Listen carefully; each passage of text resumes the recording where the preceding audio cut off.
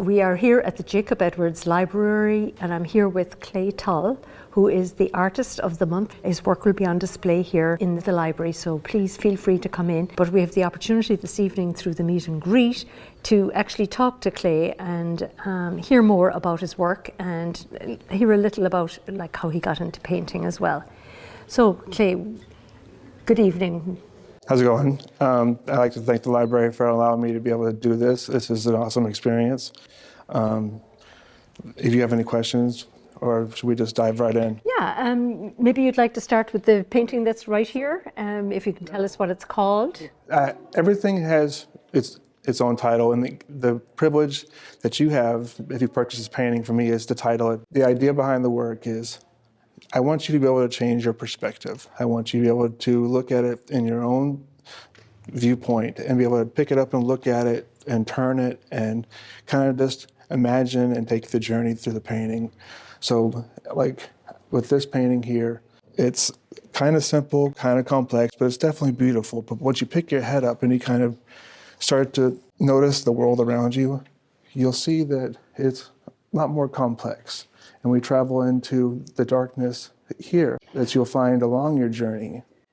But in that journey, you will also see that in its complexity and distractions of the darkness, there is light, there is beauty. And the idea of it, there is light. The black light it's different when you're in the darkness. It's kind of representing the light that's at the end of the tunnel. As you'll see that the black light sensitive paint, it actually picks up, and it's to represent the beauty that's within inside everybody. The idea is you change your perspective. So you see the world as you've come through the darkness, you see a whole nother beauty. We've traveled into this painting, which kind of gives you like a landscape feel, but that's from one perspective. I do invite you to be able to turn it on its side, turn it upside down, enjoy it however you see it. So you really leave the painting up to the viewer to interpret rather than what you are imposing. Because we may not all have artistic ability, but you want to have that connection with a piece. And that's why I leave it open. I kind of drop my ego that some people feel about art. And I stand back from that. I want you to have that connection with that painting. And within that painting that you have that special connection with, you title it. Now you've become the person who's titled the piece. So really you are transferring ownership completely. Yes, but we get to share that moment in time for the existence of the painting, because that's your perspective. You get to create that conversation with the people that are in your life, that are going to see the painting that you enjoyed so much. And I want you to be able to enjoy and have that conversation and pick your head up, pull out of the phone, even if you do use the phone to show the work, but you're having a conversation that's meaningful. You're talking about a different perspective and you're enjoying the conversation of people that are around you rather than mindlessly scrolling on your phone or, being distracted by the world. You can actually find a moment that is a window that's constantly changing every day. Most paintings that you see, it's beautiful, yes, but you see that same painting every day and you don't see anything new. With the work that I'm doing, I invite you to find something new every day, something bright in that day that you might have not been motivated to see before, but because you've titled that painting, that's your moment. And we keep traveling on our journey through changing our perspective. And we still see the darkness that we had earlier in the tunnel, but now it's captivated in our beauty. And in our beauty, we still have an imperfection that we focus on. And that might drive us crazy. But once we step past that and we recognize that as a whole, we're still beautiful, we travel into a whole nother world. And in this world, we don't need the light anymore because we stand confident. There are barricades that might be represented by these structures here that you might see as rocks, but they're just barricades that you might need to work around to find your own personal path to your whole new world that you actually enjoy because you're confident in yourself and you hold yourself up high. So this is a wonderful way to start off the new year with some work that is leaving it up to the viewer as much as to the artist to transfer a sense of perspective of what's going on. How would you describe your work? It's abstract art, definitely. But in what medium? It's fluid acrylic. So can you describe that, please, to us? So you take regular acrylics and you mix them with a pouring medium, and it allows it to be more free-form and fluid. You can mix it with a little bit of water and some other ingredients like that so that you get these structures called cell and lacing and stuff. And there is a fluid art movement, but I wanted to do something different with what I was doing digitally as an actual physical form of what I was doing with photography and pulling apart pixels and stuff like that. And you can find more of that type of work. Go to my Facebook page. Okay, so here's the QR code. But this is my business page. Feel free to, you can message me on there. I do commissions and stuff. I invite people to just journey through your imagination, actually enjoy the different perspective. I don't want to do really huge pieces of work because I want you to be able to pick it up off the wall and turn it and have that different moment. You just want to turn the world on its head. You have that right. So do you feel that you're sort of in a kind of avant-garde, kind of like you're sort of railing against kind of traditional art where there's Absolutely. Like structure and function?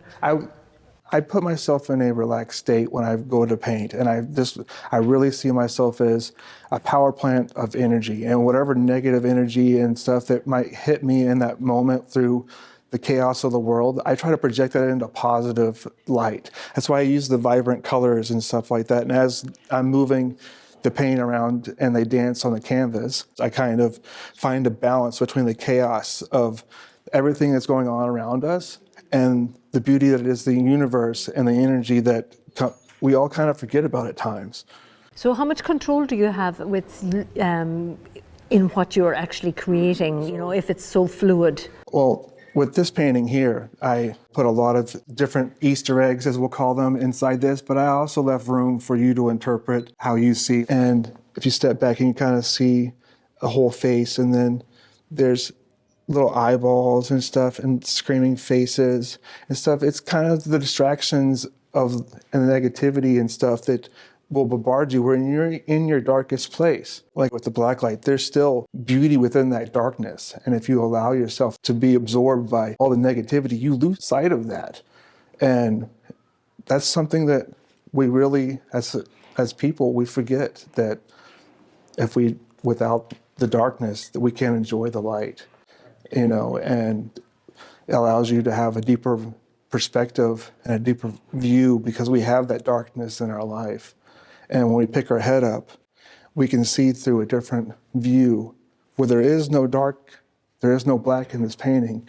It's only dark hues and dark greens and stuff like that.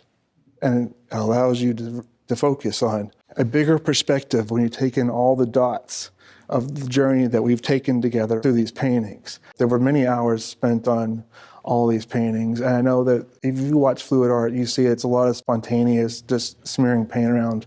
I actually use a bent straw that's crimped on the end, and I'm leaning over the painting, and I'm using my breath to paint individual pictures and blend the colors.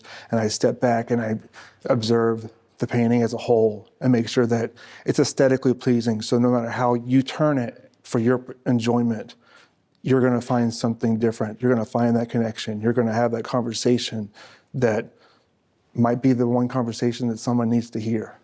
So how long would it normally take you to do, like one of the, like say that painting, which is much more involved, I assume, than one of the smaller pieces, the 12 by 12s? You Average. would think so. That actually took more time than any of the other paintings that I have here.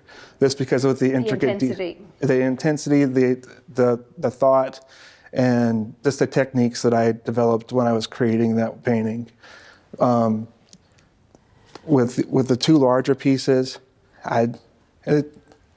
conceptual, it took probably about a month, but in the lab painting and stuff, I try to work pretty quick because it is fluid acrylic. It does like to dry quick, so it kind of limits the time that you have.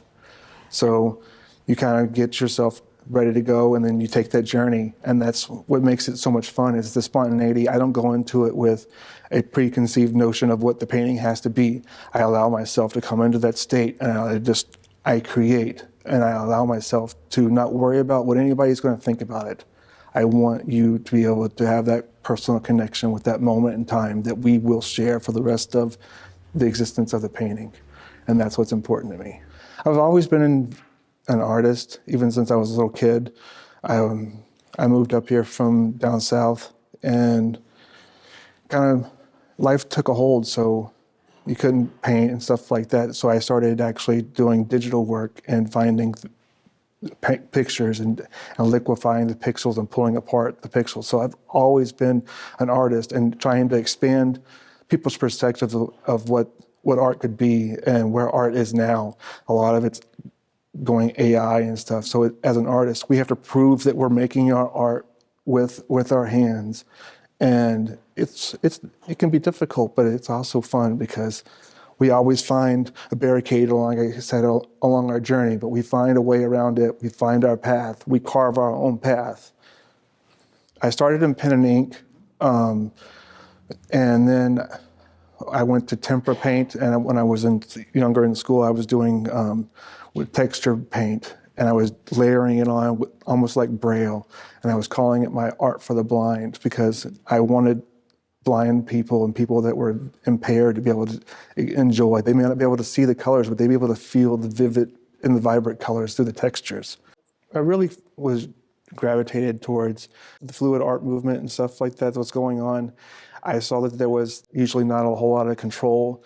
I do embrace that. It's almost like you're finding comfort in the fact that there's not as much control. Like you don't have control of your life. You control how you react to the situations, and that's what gives you the power. And then we see it from a different perspective through the artwork, and kind of allows you to let go and just be therapeutic in the moment.